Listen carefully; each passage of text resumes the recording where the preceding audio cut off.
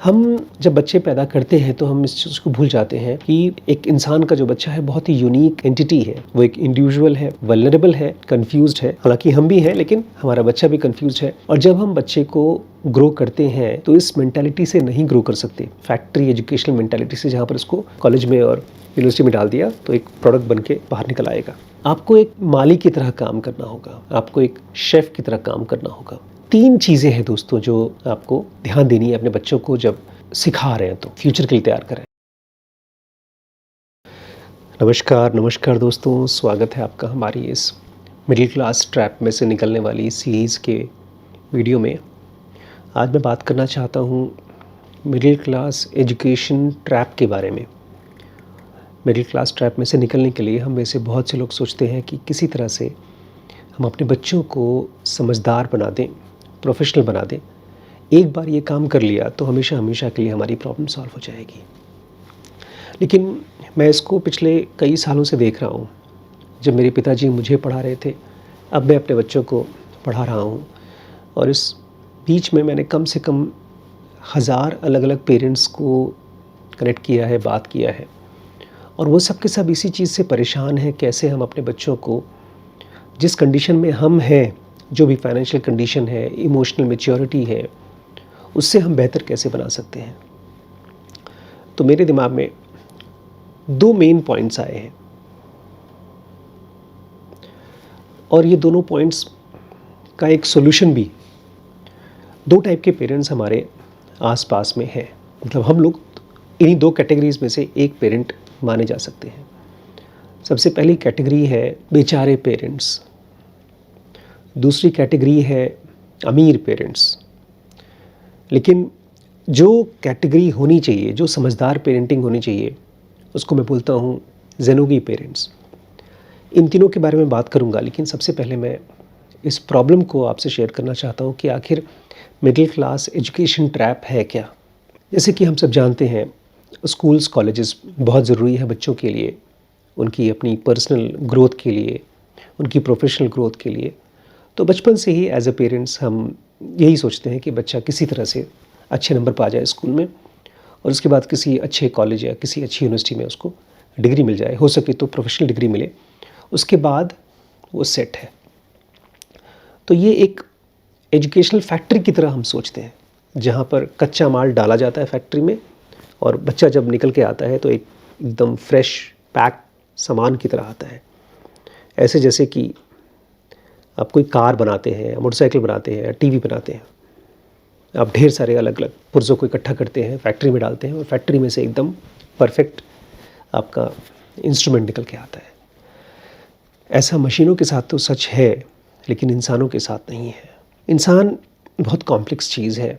उसके अंदर में अपनी बॉडी है, अपना माइंड है, और उसको जिस रूप में आप ढालना चाहते हैं, उनके पेरेंट्स, उनके स्कूल, उनके टीचर्स वो ढाल नहीं पाते। इसके पीछे बहुत गहरे वजह हैं, बट प्राइमरी वजह ये है कि जब भी हम एक बच्चे को कुछ सिखाना चाहते हैं, कोई भी चीज़ सिखाना चाहते हैं, उसको हम डॉक्टर बनाना चाहते हैं, उसको आईएएस ऑफिसर बनाना चाहते हैं, उसको अमीर बनाना चाहते हैं, हम ये भूल जाते हैं कि उस चीज़ को बनने के लिए उसको वो परफेक्ट वासना चाहिए, न कम न ज़्यादा। अगर एक बच्चे को डॉक्टर बनना है तो उसके अंदर में पेशेंट्स के लिए, बीमारी को समझने के लिए एक बहुत डीप वासना चाहिए, एक डीप क्यूरियोसिटी चाहिए। इसकी हम बहुत चिंता नहीं करते। हम बस बच्चों को किसी तरह से कन्विंस करने की कोशिश करते हैं कि तुम प्रोफेशनल कोर्स में घुस जाओ और उसके बाद तुम रेडीमेड होकर के निकल जाओगे। अब इसमें से हम सब गुजरे हैं, मैं हूँ, मेरी वाइफ है, और हमारे आसपास में जितने भी प्रोफेशनल लोग हैं वो सब इसी में से गुजरे हैं। और हम में से बहुत कम ऐसे लोग हैं जो फाइनेंशियली फ्री हो पाए हैं मिडिल क्लास ट्रैप में। मैं उसको मिडिल क्लास ट्रैप में बोलता हूँ जो नौकरी करके अभी भी अपना खर्चा चला रहा है, और अगर नौकरी छोड़ देगा तो उसको पता नहीं हो क्या करेगा। नौकरी करते करते उसको सैलरी की आदत पड़ चुकी है और एक लाइफस्टाइल, एक इज़्ज़त उसको मिलती जा रही है, जिसकी वजह से अब वो कुछ और नहीं कर सकता। बिज़नेस उसने कभी सीखा नहीं, स्टार्टअप कुछ उसे आता नहीं, स्टार्टअप वगैरह के बारे में ज़्यादा एक्सपीरियंस है नहीं, तो वो बस अब फंस चुका है एक अच्छी डिग्री से, एक अच्छी नौकरी से। और फिर वो उम्मीद करता है कि मैं अपने बच्चों को अपने से ज़्यादा समझदार बना दूँ। तो इसमें जो सबसे कॉमन टाइप के पेरेंट्स हैं वो हैं बेचारे पेरेंट्स। बेचारे पेरेंट्स वो हैं जो खुद बहुत अच्छी नौकरी नहीं कर पाए हैं, उनकी खुद की बहुत अच्छी इनकम नहीं है, किसी तरह से वो अपने आप को ज़िंदा रखे हैं। उनके सर पे छत है और उनके पास इतनी कमाई है कि वो अपना पेट पाल सकते हैं और अपने बच्चों को कहते हैं कि बस रोटी दे दूँगा मैं, जितना मेरे पास है उतना मैं खिला दूँगा तुम्हें, उससे ज़्यादा उम्मीद मत करो। और इसमें 90% पेरेंट्स आते हैं, क्योंकि अगर आप खुद गरीब हैं तो आप अपने बच्चों को अपनी गरीबी दे पाएंगे। हाँ, कोशिश करते हैं कि गवर्नमेंट की मुफ्त की पढ़ाई, गवर्नमेंट की सुविधा जो फ्री एजुकेशन सबको मिलती है वो बच्चों को मिल जाए। उसके बाद वो उम्मीद करते हैं कि बच्चे अपने पैरों पे खड़े हो जाएंगे, बोथ इमोशनली एंड फाइनेंशियली। लेकिन जैसे मैंने आपसे कहा ना कि एक बच्चा एक इंडिविजुअल है और उसको कुछ चीज़ें चाहिए। वो क्या चीज़ चाहिए मैं अभी बात करूँगा। और इससे फ़र्क नहीं पड़ता है कि आप अमीर पेरेंट हैं कि गरीब पेरेंट हैं। ये कुछ चीज़ें आप अपने बच्चे को दे सकते हैं, कोई भी पेरेंट हो, अमीर हो चाहे गरीब हो। उसके बारे में बात करूँगा मैं। तो एक तो ये हो गए, आपको अपने आप से पूछना पड़ेगा कि क्या मैं इस कैटेगरी में आता हूँ, बिकॉज जितने भी पेरेंट्स को मैं देखता हूँ उसमें से 90% पेरेंट्स इसी कैटेगरी में आते हैं। वो कहते हैं भाई मुझे दुनिया समझ में नहीं आता, मैं प्लस माइनस तक जितना मैं जानता हूँ उतना समझा दूंगा, उससे ज़्यादा मुझसे उम्मीद मत करो। इसके बाद सेकंड कैटेगरी आती है जो थोड़ा बहुत फाइनेंशियली वेल ऑफ है, जिनके पास अपने खुद के रुपए पैसे हैं, एम्पल मनी है, और वो अपने बच्चों को अगर किसी अच्छे गवर्नमेंट कॉलेज में नहीं एडमिशन करा सके तो पैसा दे करके प्राइवेट कॉलेज में महंगी पढ़ाई भी करा सकते हैं और कराते भी हैं। लेकिन ये लोग भी बेचारे वो एक ज़रूरी इंग्रेडिएंट मिस कर जाते हैं। वो जब तक आप अपने बच्चे को नहीं दे पाते हैं तो इससे फ़र्क नहीं पड़ता है कि आप कितनी अच्छी डिग्री दे पा रहे हैं उसको। डिग्री पाने के बाद भी हो सकता है वो प्रोफेशन में जाए ही ना। जैसे मेरे केस में मेरे पिताजी ने मुझे बहुत अच्छी क्वालिफ़िकेशन दी है, मैं MBBS MD हूँ, और फिर भी मैं किस तरफ गया, एक स्पिरिचुअल मेंटरशिप की तरफ, जहाँ पर मैं स्पिरिचुअल टीचर की तरह काम कर रहा हूँ। इन पेरेंट्स को मिलता हूँ रिच पेरेंट्स प्रॉब्लम, जहाँ पर इनके पास पैसे हैं, वो अपने बच्चे को आराम से 1 करोड़ 2 करोड़ या जितने भी पैसे चाहिए दे देते हैं और क्वालिफ़िकेशन उनको मिल जाती है। लेकिन इसके साथ साथ एक और बड़ी प्रॉब्लम वो अपने बच्चे को देते हैं, उसको मैं कहता हूँ द प्रॉब्लम ऑफ एक्सपेक्टेशन। अगर आपने बच्चों को बहुत आराम से पैसे दिए हैं तो उनको पता है कि हमारे पेरेंट्स के पास काफ़ी पैसे हैं और वो ले सकते हैं, और एक बार आपको कहीं से आराम से पैसे मिल रहे हैं तो आपको खुद पैसे कमाने का मन नहीं करता। मैं कई ऐसे लोगों को जानता हूँ जो अपने पेरेंट्स के बलबूते पर प्रोफेशनल डिग्री कंप्लीट कर लिया। उसमें उनको कोई ख़ास क्यूरियोसिटी थी नहीं, इंटरेस्ट था नहीं, डिग्री मिल गई, किसी तरह से पास वास हो गए। फिर वो आए, जब प्रोफेशन में आए तो 1 आध 2 साल तक ट्राई किया, नहीं बन पाया। फिर वापस पेरेंट्स के पास आए, पैसे मांगा कि मैं कोई बिज़नेस करूँगा। और ऐसा एक नहीं, ऑलमोस्ट 100 से ज़्यादा लोगों को मैं जानता हूँ जिन्होंने पेरेंट्स से पैसे लिए, अपना बिज़नेस चालू किया, अलग अलग टाइप के बिज़नेस। किसी ने होटल खोला, किसी ने पेट्रोल पंप खोला, किसी ने स्कूल खोला, ऐसे अलग अलग टाइप के बिज़नेस चालू किए। और फिर 4-5 साल में वो बिज़नेसेस बंद हो गए, जैसा कि होता ही है। 95% बिज़नेसेस फर्स्ट ईयर में बंद होते हैं और तकरीबन अगले 5 साल में बाकी जो बचे बिज़नेसेस वो भी ख़त्म हो जाते हैं। बहुत रेयर बिज़नेसेस होते हैं जो ग्रो करते हैं। लेकिन ये जो अमीर पेरेंट्स के बच्चे हैं, ये एक बहुत बड़े इल्यूजन में फंस जाते हैं, क्योंकि इन्होंने 4-5 साल तक एक लाइफ को, एक बिज़नेस को करने की कोशिश की है और उनको सोर्स ऑफ मनी अभी भी उनके पेरेंट्स से आ रहा है। वो पेरेंट्स जो पता नहीं किस्मत से, मजबूरी से, कैसे करके खुद अपनी कमाई कर रहे हैं, ये एक लाइफस्टाइल जीना सीख लेते हैं, एक ब्रांड के साथ जीना, हर 2-3 साल में, 4 साल में गाड़ी चेंज करना, एक ड्राइवर अफोर्ड करना, और उसके बाद उनको लगता है कि हम किसी तरह से, हम तो कुछ नहीं कर पाए लेकिन हमारे बच्चों को हम फोर्स करें कि वो चीज़ जो हमारे पेरेंट्स हमसे चाहते थे वो हम नहीं कर पाए, तो हमारे बच्चों को हम फोर्स करेंगे कि वो कर पाएँ। और इसी में उनकी ज़िंदगी चलती जाती है। फ्रस्ट्रेशन भी होता है, एक तरह की बेइज्जती भी होती है, क्योंकि अगर आप खुद अपने बलबूते पर कुछ नहीं करते हैं ना, तो समाज आपको बहुत रिस्पेक्ट देता नहीं है। आपके कलीग्स, आपके पीयर्स कोई रिस्पेक्ट नहीं देता।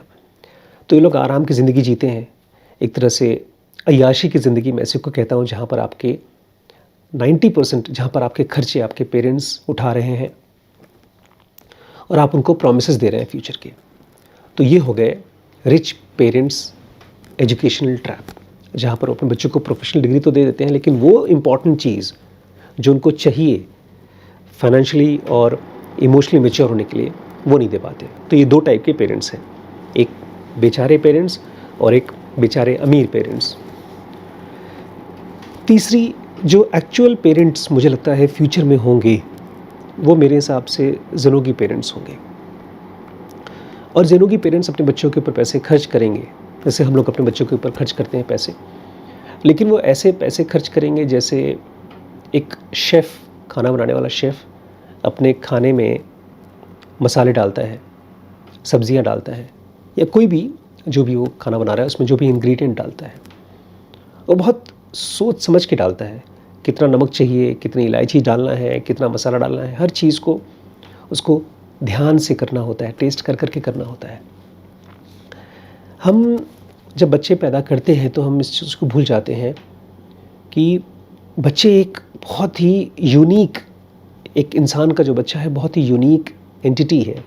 वो एक इंडिविजुअल है, वल्नरेबल है, कंफ्यूज्ड है। हालांकि हम भी हैं लेकिन हमारा बच्चा भी कंफ्यूज्ड है। और जब हम बच्चे को ग्रो करते हैं तो इस मेंटालिटी से नहीं ग्रो कर सकते, फैक्ट्री एजुकेशनल मेंटालिटी से, जहाँ पर इसको कॉलेज में और यूनिवर्सिटी में डाल दिया तो एक प्रोडक्ट बन के बाहर निकल आएगा। आपको एक माली की तरह काम करना होगा, आपको एक शेफ़ की तरह काम करना होगा।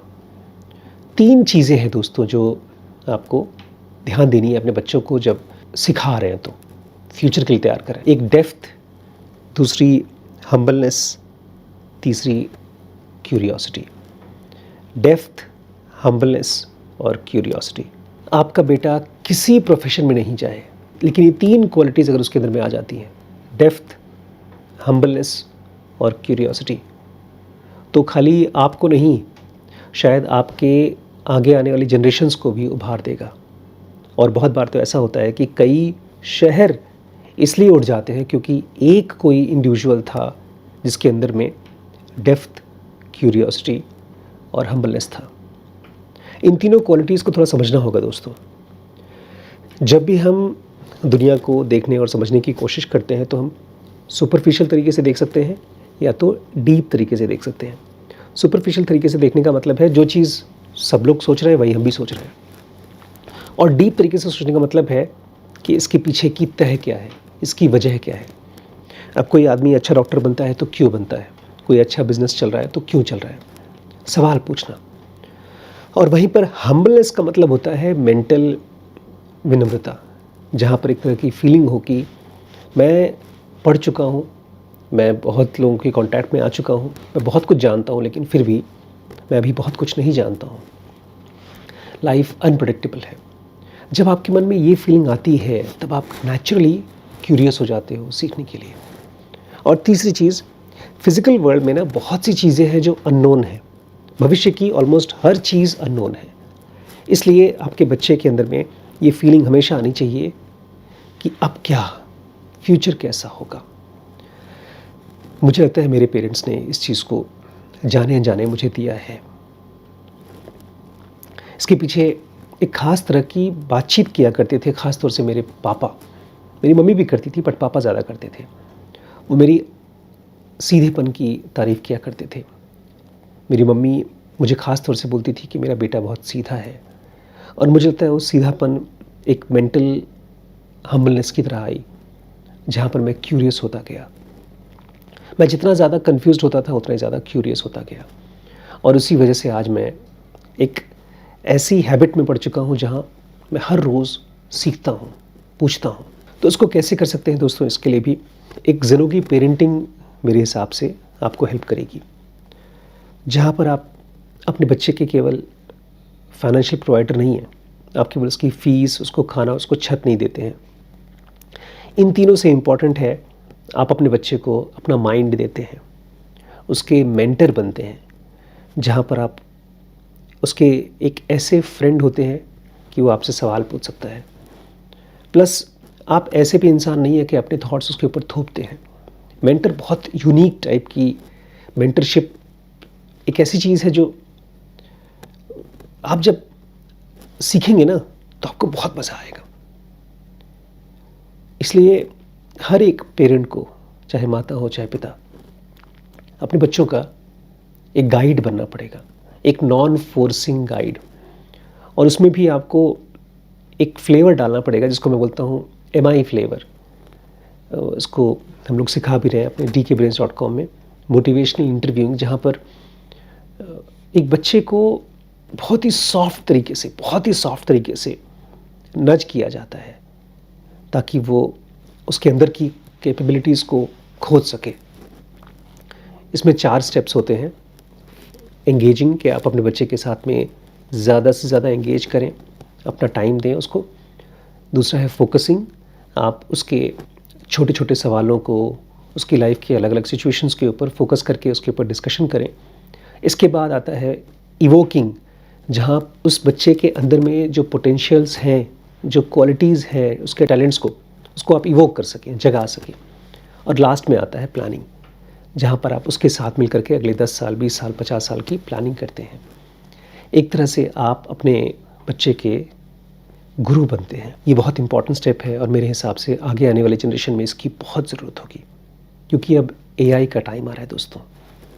अब आपके बच्चे को डिग्री से बहुत फ़ायदा नहीं होने वाला। अब आपके बच्चे को एक ऐसा ब्रेन चाहिए कि वो फ्यूचर के साथ अडेप्ट कर सके, सवाल पूछ सके, क्योंकि हर रोज़ नई नई चीज़ें होने वाली हैं। आज की डेट में AI एक डॉक्टर से, एक जूनियर डॉक्टर से ज़्यादा अच्छी तरीके से डायग्नोस कर पाता है। अगर आप अपने बच्चे को सोचते हैं कि मैं लॉयर बना चुका हूँ, आपसे उससे अच्छा लॉ के ड्राफ्ट AI कर सकता है। अगर आपके बच्चे ने सॉफ्टवेयर इंजीनियरिंग की है तो उससे बेटर कोडिंग AI कर सकता है। जो कोई भी नॉलेज बेस्ड एजुकेशन या क्वालिफिकेशन आपके बच्चे ने ली है, उन सब से बेहतर काम कर सकता है AI। इसलिए दोस्तों, अगर आप अपने बच्चे को कोई एडवांटेज देना ही चाहते हैं तो उसको दीजिए deep thinking mind, humility to learn, curiosity, decision making intelligence and courage to face uncertainty. ये 5 चीज़ें हैं जो मुझे लगता है आपके बच्चे को फ्यूचर को तैयार करेगी। मैं फिर से रिपीट करता हूँ बिकॉज ये बहुत इंपॉर्टेंट है।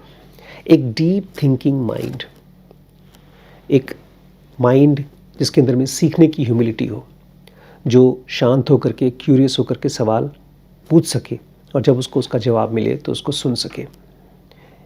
एक बहुत क्यूरियस वैक्यूम टाइप का ब्रेन जो हर चीज़ के लिए सवाल पूछे और उसके बाद जब उसको ऑप्शंस मिल जाए तो डिसीजन ले सके। हम में से ज़्यादातर लोगों का ब्रेन टालने वाला ब्रेन है, हम डिसीजंस को टालते रहते हैं। और लास्ट में courage to face uncertainty. Future बहुत अनसर्टन है और बच्चों को एक ऐसा अंदर से करेज देना पड़ेगा, एक ऐसी हिम्मत देनी पड़ेगी कि उसके लिए तैयार हो सके, दोनों तरीके से, फाइनेंशियली भी और इमोशनली भी। मुझे माफ़ करिएगा कि मैंने आपके सामने एक सच रखा है। आप खाली पैसा दे करके या अपने बच्चे को स्कूल भेज करके अपनी जिम्मेदारी नहीं निभा सकते। अब आपको अपने बच्चे का एक मेंटर बनना पड़ेगा, क्योंकि दुनिया, फ्यूचर बहुत ब्लीक है। आई एम सॉरी बट यही सच है। इसलिए मैं आपको इनवाइट करता हूँ मेरे साथ dkbrains.com में आइए और वो मेंटरिंग सीखिए अपने बच्चे के लिए। आपको बनना होगा वो ज़ेनोगी पेरेंट, तभी आपका बच्चा आपसे बेहतर स्पीसीज़ बन पाएगा, आपसे और अच्छी फाइनेंशियल और इमोशनल फ्रीडम ले पाएगा। हम सबको मिल करके आगे की जनरेशन को तैयार करना है दोस्तों। ठीक है।